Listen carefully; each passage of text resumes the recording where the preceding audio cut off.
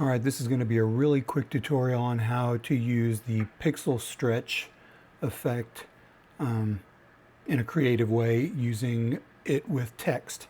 So this is the picture that we're going to recreate right here. So let's start from scratch here. I'm going to go ahead and close this out. And we're not going to save it. So we know we're starting from scratch. So first thing we need to do is find a picture that we would like to use for the pixel stretch effect. Preferably you have something with lots of color in it. So let's go ahead and create a blank document first. So I'll go with a new blank document. We'll just do a regular 1920 by 1080. All right. And let's go back to the image that we want to use for the pixel stretch. In this case, I have this illustrated frog picture that has quite a few colors in it. So really what we're doing with the pixel stretch effect is we're grabbing one pixel, whether it's horizontally or longitudinally. So I'll come over here, and from this selection menu, we have rectangular, elliptical. Let's choose the column marquee tool. Okay. Now we're going to click right about here because we want to get a bunch of color. So if we look here, we'll get the blue from the sky, the color in his face. Maybe we can come over here a little bit, get the tongue, his pants. So we're going to go right about here. We're just going to click. All right, and if you look up here, your pixel selection, by default in the column view like this, is 1 pixel. And that's exactly what we want. So what we're going to do is we're going to Command C, copy, and then come over to our blank document and Command V, paste it in there. And now all you can see is this tiny little sliver here, but that's fine. We're going to come up here to the Move tool, and you can see the little control points here. We're just going to take and drag this and fill our background with this right now. It doesn't have to be perfect, but you do want to fill the background completely. Alrighty, let's go back to our initial picture here. Let's Command D and deselect everything. Let's select our frog because we want him to be the focal point of the picture. So we come over here to the selection brush, and let's go ahead and start selecting him. So I usually start off with a nice big round brush to get the bigger portions. And then we can shrink it down a little bit and get into some of the smaller things here. We're going to shrink it down a little bit more. And you can see we've picked up a few extra things that we don't want. But let's just finish selecting him first.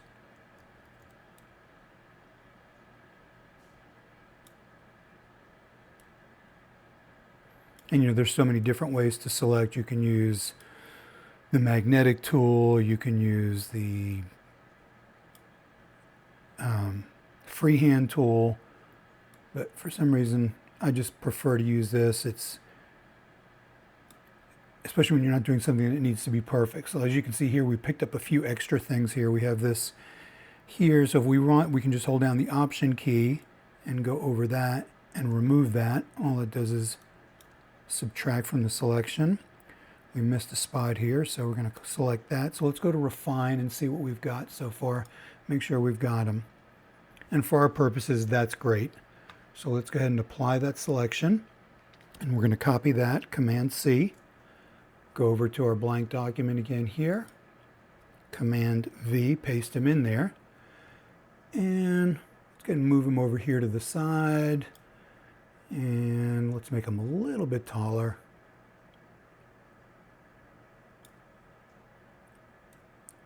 So I'm going to go ahead and add a layer effect to this. I'm going to go ahead and give him an outer shadow so we kind of pull him off the background there. So let's see what we got there. Make it a little darker. Okay, so we've pulled him off the background. That's good. That's fine. Okay, now for our text. So let's come over to the artistic text tool and let's just drag out. Doesn't really matter. We're going to call him Frog. And let's go ahead and change the font to something a little more playful. Come up here and look at what we got. I think in the original picture I used this, this blue Bajan, but you can pretty much pick anything. I like chunky fonts for this. Let's pick that. And let's go ahead and change the color to white for just now so we can see a little bit better what we're doing. So now I'm just going to take this and I'm going to size it up the way I want it. I'm going to make it a little bit larger, a little bit wider and chunkier. And while we're here, let's do the same thing here. Let's add some layer effects here as well. And this one I am going to give it an outline and give it a couple of, maybe about 5 pixels there. Bring the intensity up. Oh, you know what I think I did here? I picked the wrong one. Should be on outline. I'm sorry. There we go. Now we have our outline. Let's come back down to the outer shadow. And now from here we can increase the opacity, increase the offset, kind of match it up a little bit with him, and bring the intensity down. Let's blur it out a little bit more. So now we've got that. So now all we need to do now to put this pixel stretch layer into this text is grab it from here, grab the layer that's the pixel stretch, take it and drag it and drop it directly on your text. Now we've got him behind here, so let's rearrange these layers real quick. Put him in the front. All right. And then now what you can do with your text layer, if you grab the entire layer, you can move it around, you can resize it. Or if you go into the drop down here and just grab the background, now you can actually move the background inside the text.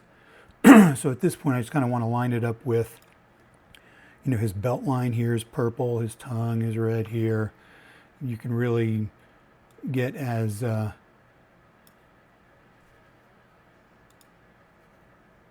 creative as you want. The last thing I'm going to do, let's go ahead and close this up for now, is I'm going to add an empty pixel layer and move it to the bottom. And in this layer, what I'm going to do, I'm just going to add a gradient to this, kind of give it a little bit more depth here. So I'm going to go ahead and drag out a gradient. And, you know, by default, you have a linear gradient. So I'm going to come up here and just change it to radial.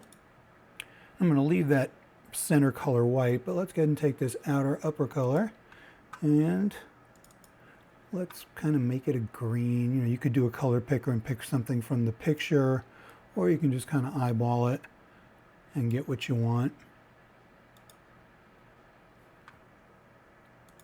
But there you go. Pretty simple.